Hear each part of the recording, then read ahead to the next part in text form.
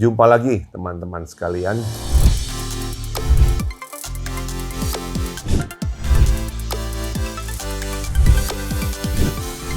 Kali ini saya membahas mengenai topik ayahnya pendek, ibunya pendek juga. Apakah anak saya juga akan pendek? Ya, ini topik yang menarik sebenarnya. Bahkan ini bukan sering, tapi pernah menjadi perdebatan. Karena ayahnya pendek, ibunya termasuk pendek, kemudian anaknya tinggi. Ya, itu sampai dipertanyakan, ini anak siapa ini tiba-tiba muncul?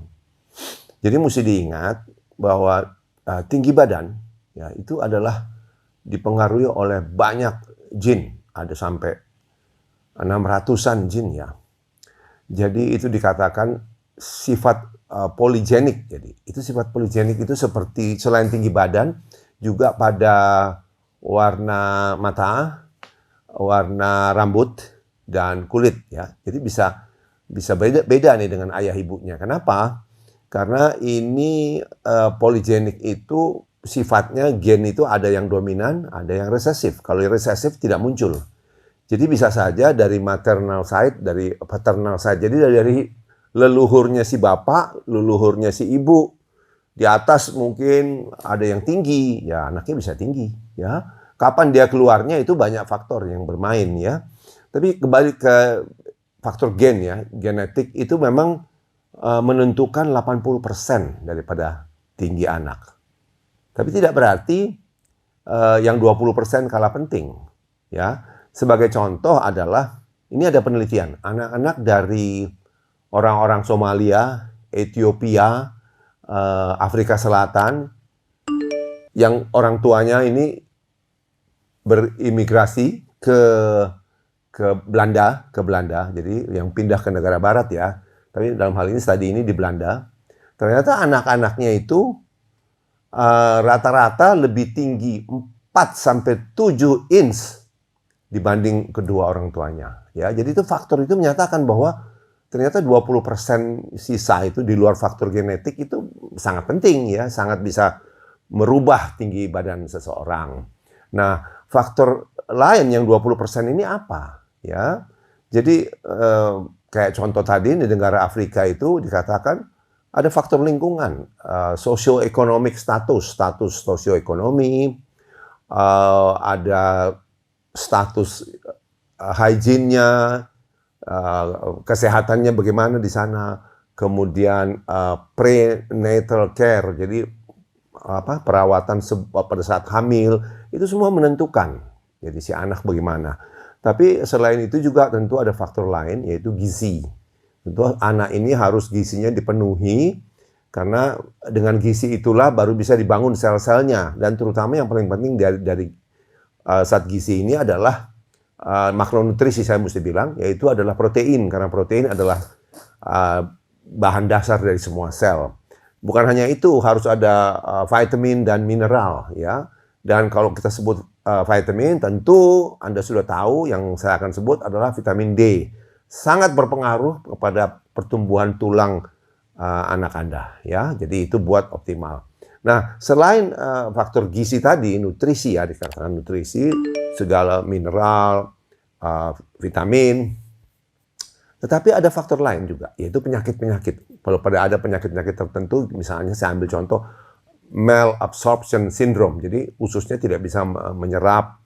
Jadi tentu makanan-makanan yang diberikan juga tidak masuk dengan optimal. Ya, kemudian juga ada faktor olahraga. Jadi exercise in early life itu penting. Ya, karena olahraga itu dalam banyak hal cara kerjanya. Tapi katakan demikian ya. Olahraga ini akan meningkatkan hormon-hormon, berpengaruh secara hormonal ya. Terutama pada usia anak-anak masuk pubertas ya. Itu 12 sampai 13 mulai pubertas. Itu hormon testosteron, hormon growth hormone itu diproduksi. Nah, ini sangat ditingkatkan dengan olahraga. Makanya biasakan anak-anak Anda itu berolahraga dengan secara dini, ya. Jadi ini juga menyangkut akhirnya kaitannya dengan kalau anak-anak itu obese, overweight atau obese ya. Itu kan banyak sekarang. Jadi jangan dipikir gini, wah anak saya lucu loh. Ingat, kalau anak Anda terlalu gemuk, itu growth hormonnya kurang. Nanti pada saat dia mencapai masa pubertas, umur 12, 13, di mana testosteron mulai dibentuk, ya. Ingat ya, testosteron ini dan growth hormon, dua anabolik hormon yang sangat berpengaruh pada tinggi badan. Jadi kalau ini dia gemuk, testosteronnya kurang, growth hormonnya kurang, berpengaruh pada tinggi badannya nanti. Jadi tidak boleh ya, tidak boleh gemuk. Memang umur berapapun tidak boleh gemuk. Kembali kepada exercise in early life. Jadi secara dini kita mesti exercise. Karena mesti diingat juga sebagai ortopedi, saya ingatkan bahwa ada istilah peak bone mass. Jadi puncak massa tulang. Puncak massa tulang itu 90% sudah dicapai umur 19. Jadi sisanya baru 100%-nya dicapai sampai umur 30. Itu sebabnya kita perlu latihan sejak dini. Karena kita mau berharap peak bone mass, jadi tulangnya tuh puncak maksimum, tingginya maksimum, tebalnya maksimum, mulai pada anak-anak. Jadi itu kaitannya nanti dengan gini, olahraga apa sih yang membantu ini tinggi badan seseorang anak? Itu selalu bisa kardio, bisa strength training ya. Tapi kalau kardio itu harus HIIT, HIIT, High Intensity Interval Training. Jadi kalau misalnya saya ambil sepeda slowly, long, steady, state, jadi pelan aja tapi lama berjam-jam itu kurang. Jadi harus HIIT untuk kardio, tapi juga yang meningkatkan adalah strength training, weightlifting. Nah, pertanyaan yang muncul adalah kapan sebaiknya anak-anak berlatih strength training atau weightlifting, terutama pada anak pria ya. Itu dikatakan studi menunjukkan bisa dimulai umur 7-8 tahun dengan syarat dia sudah punya atensi yang cukup, dia punya koordinasi yang cukup, dan mempunyai emotional maturity, jadi kematangan emosional untuk bisa mengerti perintah dari pelatihnya. Tapi biasanya memang pada anak-anak kita tidak berharap bahwa dia bisa membentuk otot dengan banyak. Karena apa? Karena untuk membentuk otot itu kan ada dua anabolik hormon ya, yaitu growth hormone dan testosteron. Dan ini rata-rata belum diproduksi, adapun jumlahnya sedikit. Yang akan memuncak umur-umur awal pubertas, yaitu 12-13. Jadi kalau kita berlatih di bawah umur itu lebih banyak untuk toning the muscle, jadi membiasakan, memberikan basic ya. Jadi jangan berikan beban terlalu berat, hanya dengan berat badan sendiri, misalnya push up ya tuh. Tapi ataupun kalau bebannya ringan, hanya repetisinya banyak ya. Jadi ini seperti membiasakan dulu pada anak. Nanti baru setelah umur 12-13 baru lebih ditingkatkan karena latihan beban ini sangat meningkatkan produksi hormon anabolik, yaitu growth hormone dan testosteron.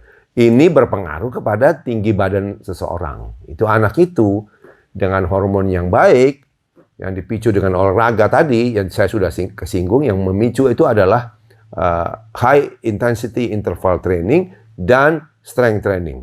Nah, strength training juga dibagi lagi kan. Otot apa ya? Yang baik ya semua otot dilatih. Tetapi otot yang paling besar di tubuh manusia itu adalah otot kaki.